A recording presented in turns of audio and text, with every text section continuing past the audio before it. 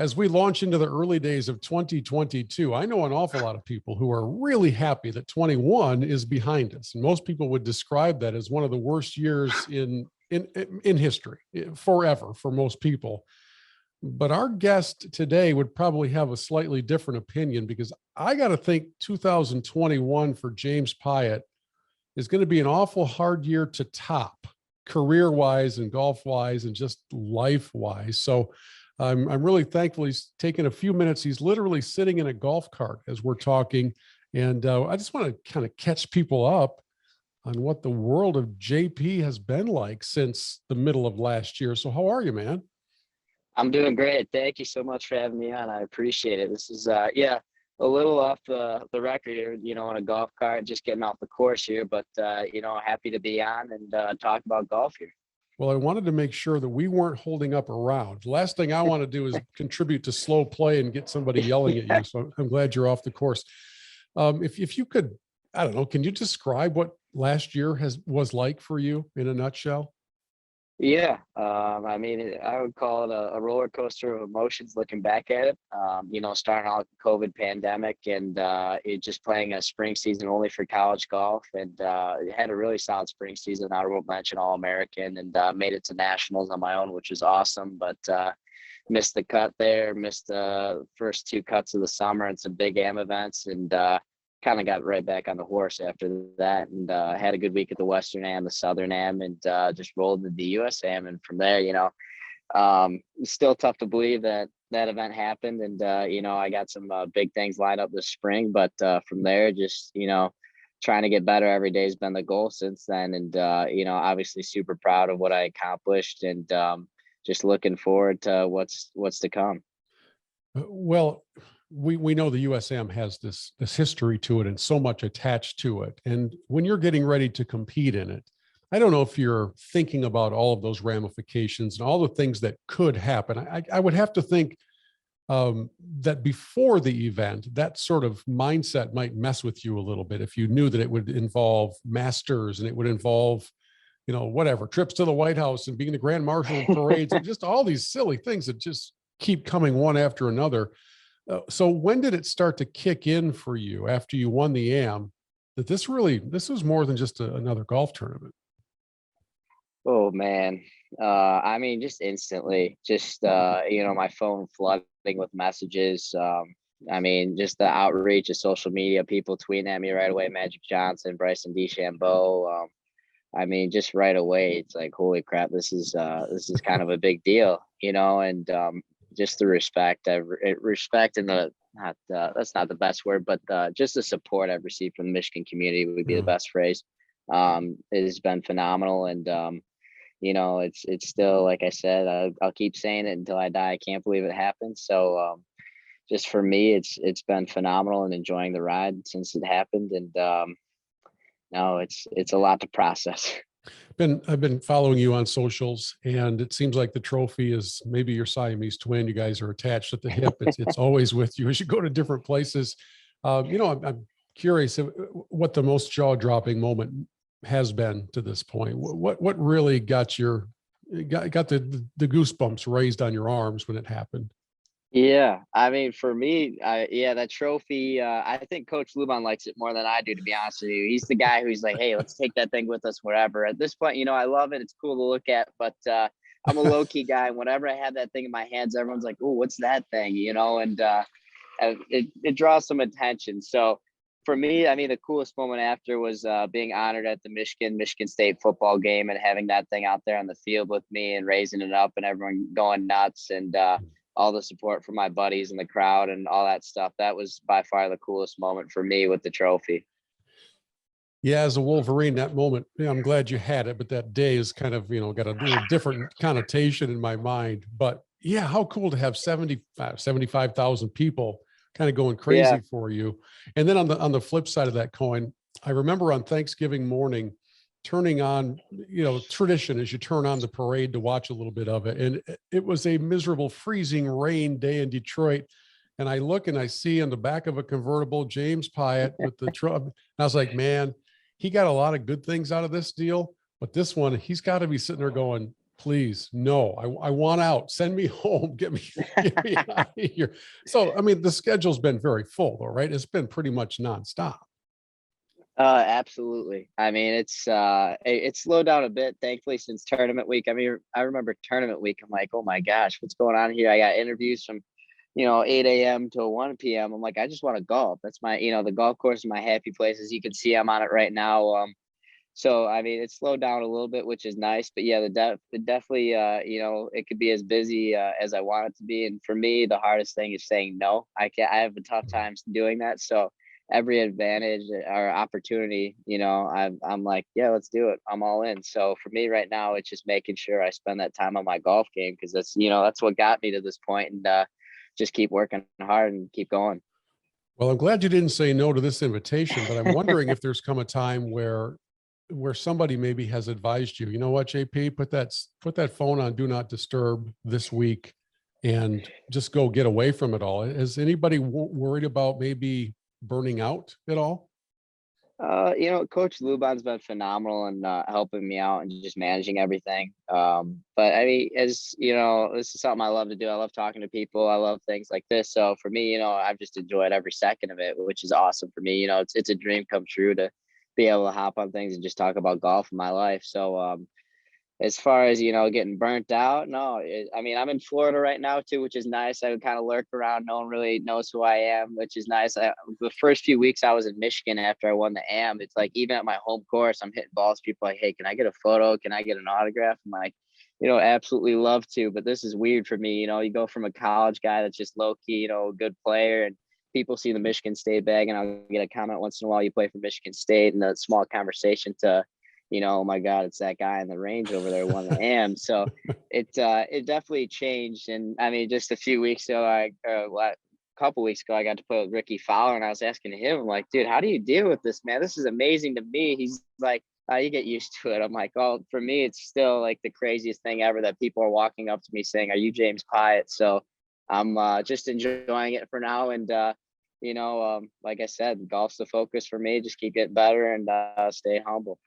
I wanted to ask you about that round. I think it was at the Medalist or at Seminole. I can't remember which. I saw it online, and it was like you and Tom Gillis against Ricky, and I cannot remember the fourth. It was Coach Luban as the fourth. Oh, okay. Yeah. So it was Casey. So those, those things aren't going to happen without this addition to your resume in the U.S. AM Championship. Absolutely. When these invitations come in, does it make you nervous? Does it kind of blow your mind, or are you like, yeah, let's go tee it up and have some fun? Yeah, I'd say it's just tee it up, have some fun. And for me, the coolest part is, you get to play at one of golf's greats, Ricky Fowler. It's a learning experience. It's how I treat everything when I'm playing. If I get a chance with a pro or anyone, who's done something significant in their life, I want to learn as much as I can. Because right now, I mean, you feel as a young guy, you know everything, but you don't, especially golf. I remember just watching Ricky Fowler hit one of the coolest chips I'd seen in my life. He like zipped the chip shot back from about 20 yards. And I'm like, I'd never seen that before. And I'm asking him how he hits that shot and chipping form and all this stuff. So just picking their brain and learning as much as you can is big for me. But yeah, that was all the work of Mr. Gillis and Coach Luban there setting that round up. So I got to thank them a ton for that, because that was really cool. And even watching, Tom Gillis plays, one of the best players from the state of Michigan, the way he drove it off the tee, and, his short game is something, I'd like to learn more about. So that's just something, just stay open and keep learning. For a player of your level, does most of that learning take place by literally asking questions or just by observing how they're playing, or is it a combination? I'd say 50-50. I mean, at this point, I feel like, I can hit all the shots they do, or at least I think I can. Watching, one thing that is, it's a confidence booster too, when you see guys hit, as bad as it sounds, when you see them hit bad shots, you're like, hey, I hit bad shots too. So yeah. I'm like, I'm on this guy's level. But no, for me, it's just 50-50, because it's like you see him do something you didn't picture. It's just a little different. I want to ask him about it, but also you watch the technique and the form. So it goes hand in hand. It's just 50-50, I'd say. We are just a couple of weeks away from Christmas, and kids were waking up early, waking up mom and dad early, running down to the Christmas tree to open up the presents. And right around that time, I see on James Piot's social media feed the ultimate Christmas present that arrives from a little town in Georgia called Augusta.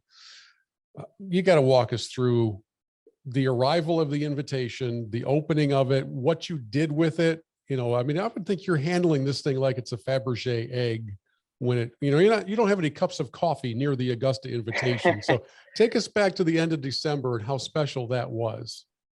Yeah, I was actually in Florida when I came to my house in Michigan. So I'm staying with my golf instructor in Florida right now. So when it came in, my dad's like, "Hey, you got something in the mail," and sent a photo of, the mailing address from Augusta, Georgia. I'm like, "Oh my God, is that actually it?"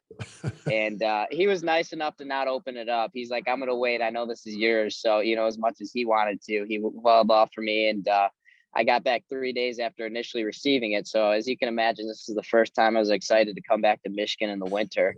And I got back there, and actually, you know what? It waited about 14 hours from when I got home to be open, because I got home late at night. We woke up in the morning. We went and played. It was, I think, the 23rd, and it was nice enough in Michigan to go play golf. And I'm like, "Hey, the whole family's not up yet. I don't want to open it without everyone around me." So that was waiting in the cabinet while we were playing golf still.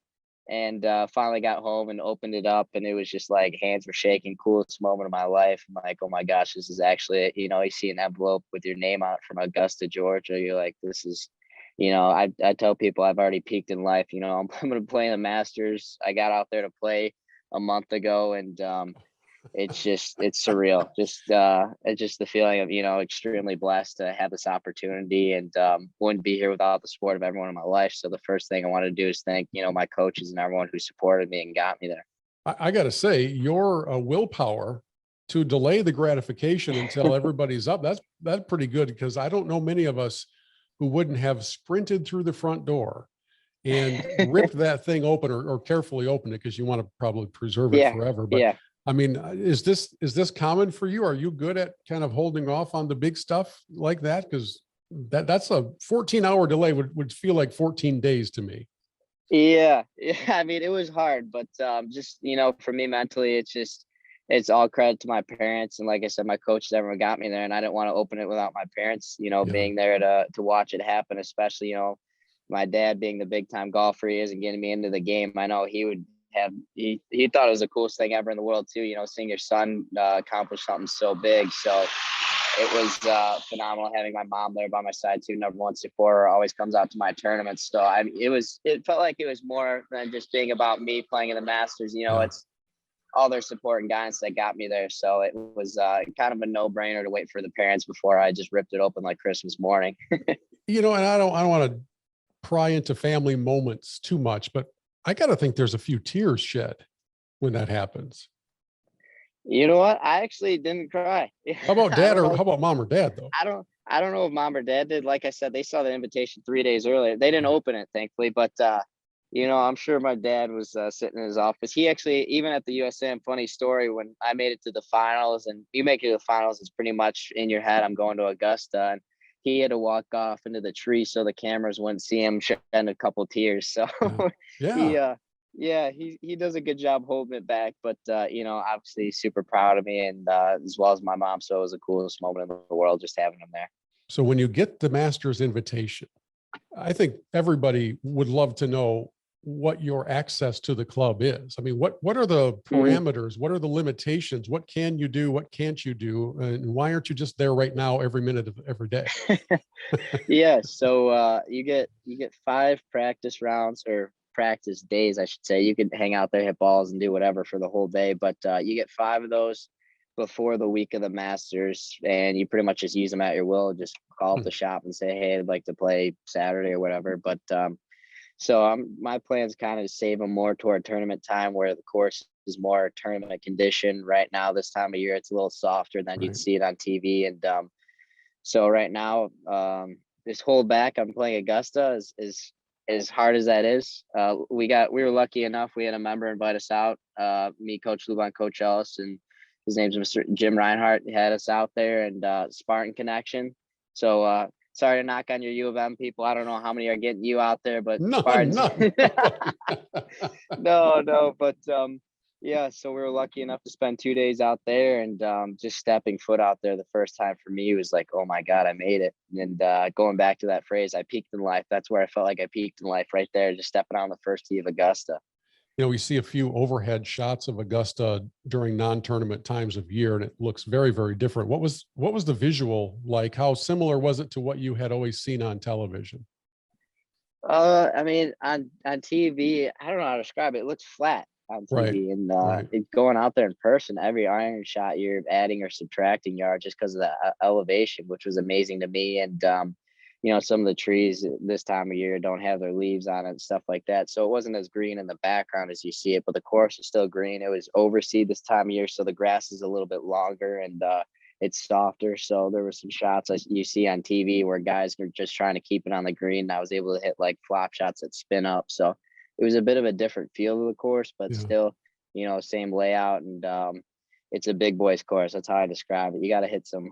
It helps hitting it long out there, but it's also way tighter off the tee than I anticipated on TV. That's the thing that amazed me that they don't talk a ton about was how tight it was. But if you keep it in the fairway out there, we'll see what happens. But right now, it's just a preparation game for me, and just kind of in my head, I got a good picture of what it looks like, which is nice. But it's a beast of a course. Yeah. For your practice rounds, can you take your dad? Can you take a guest? So you could bring a walking guest, so they can't Oh, play, but they could okay. be out there alongside you, which is it's pretty cool though. You could bring out your caddy or my dad. So that's kind of going to be the main two people, or at least the people I consider to Yeah. bring out there for the time being. Well, we as golf fans get fixated on that event, but that event for you is just part of the launch pad. Mhm. My understanding is that it won't be long after that where you decide I'm going to turn professional. I don't know if you've already mapped out the date or the events or how many things you want to play. What does 2022 look like from that standpoint? Yeah, so actually my first event I'm gonna play as an AM at Bay Hill for Arnold's event. So that's gonna be pretty cool. Just get some experience in before Augusta, because first PJ event you probably don't want it to be the Masters. So really Did they looking did forward they to Bay invite Hill. you to play or did you qualify to play for was that a part of the USM? Yeah, so there's a few that reach out and sponsors exemptions right away to USAM winners. So Bay Hill was one of them. Right now Memorial and Columbus, and then Colonial and Texas are kind of the main three that I've contacted. But right now committed to playing in Bay Hills and Am, and just waiting on what the future holds. Obviously would love to play in all those events, but for me, just taking it day by day right now. And so the plan would be most likely as soon as college season ends, go pro from there and play in whatever events we get as a professional, and just take advantage of it and enjoy the ride. So Yeah. US Open in the summer as well, and a handful of other tour events most likely. So looking forward to that. And like I said, trying to stay in the moment's a big thing for me, because every day I wake up and I'm like, hey, I got a big tournament to prepare for in my mind. So just as a college guy, just try not to get ahead of myself and enjoy it. We were having some conversations, myself and a couple of friends, football fan friends, lamenting the bowl games for my boys again. I know you're happier than we were at your bowl games, but we're talking about how the world of collegiate football, basketball is changing so much because of the NIL stuff, name, image, Mhm. likeness. There's a free agency market. There's a transfer portal where guys are going, I'm out of here. I'm going to go see who's making the best offer. And there's Georgia putting out $2 million offers for somebody. You're like, wait a minute, this is supposed to be That's college. amazing. Yeah. Has any of that come into the college golf world? I'm guessing not to that degree, but is it still a part of the discussion with you and your teammates and KC and those that are involved in that part of it? I mean, so the thing is, coaches can't get involved with NIL. That's one of the big rules now. I Wink, mean, you wink. read a Yes, lot of, we yeah, understand. you read a lot of stuff online. You go, yeah, I'm sure a player's trying to make a $2 million deal on their Right. own. But no, as far as NIL and stuff like that, we've had a lot of immense support in the Lansing area, and local businesses and people reaching out and trying to, for the team and me. So it's been really cool. Not to the football level, but it's been pretty awesome as Yeah. far as Spartans helping Spartans, and we love that. And that's still a gray area. I don't know how NIL works too much, and I don't think anybody does. No, So they don't. yeah, for me, I told someone, I go, I just don't want to lose the Augusta thing. You know, don't lose the Augusta thing. So Hold the check. that's been the main goal of it. Absolutely. Well, okay, so here's my hypothetical for you, James. Whatever the day is that you decide to declare you're turning professional, right? Let's say it's July 1st for whatever reason. What if on July 2nd, now you're a young touring pro, you got to go to the Q schools, you got to try to do what you can with your sponsor exemptions, but those sponsorships, whatever they look like, they're pretty important, whether it's what's on your hat now, which is Titleist or whatever else. Here's my hypothetical for you. What if one of those Wolverine grads who is still holding off on inviting me to Augusta says, you know what I'm going to do? I think I'm going to sign James Piot to an endorsement deal for my company. But part of that deal is he's got to wear maize and blue all the time. What do we do with that, James Piot? What do we do with that? I'd say thank you very much, but I'm not interested in that one. No, the money's green. The money's green. Hey, I bleed green, baby. Well, that's good for you to say that. I was, sometimes you get in those positions where you're thinking, that's a pretty tempting offer. But for the guy who waited 14 hours to open his master's invitation, it sounds like you're okay with waiting a little while. Yes, sir. You know what? There's something, money's great, but there's some things in life you got to stay true to yourself and your values. And, growing up outside of Ann Arbor and playing my home course, Washtenaw Golf Club, is just outside of Ann Arbor. So I'm familiar with the area, but unfortunately, a Spartan here now. Casey must be standing nearby with some sort of a taser or some device to make sure that you're saying the right things. I can see it now. He's just out of camera range. Yeah. Well, I also live with couple football players, so I'm sure if they saw me saying anything positive about Michigan, they wouldn't be too happy here. Probably true. Hey man, we cannot wait to see how this all unfolds. You don't need to be bored with our personal history, but our hope is that we will be at Augusta to cover your journey. Now, that can only happen if the folks at Augusta give us a credential, which they've managed to not do for the last 22 years. So we're hoping that maybe this year we can make that happen. But there's an awful lot of people pulling for you, whether they're wearing green and white or maize and blue. And it's just fun to see all of this develop and that you've kept your head on your shoulders. Thanks for making yourself available. And we want you to play well every time you tee it up, bud. Awesome. Thank you so much. I appreciate you having me on. Hey, you enjoy that Florida sun. I'll get back to the blizzard here in Michigan. Yes, sir. Absolutely. It's not tough to enjoy it down here. I'll tell you that. This is not a bad lifestyle, to say the least. It's something you could get used to. You could find a way to get used to it, right? Oh, absolutely. Yeah, I think I'll be all right down here.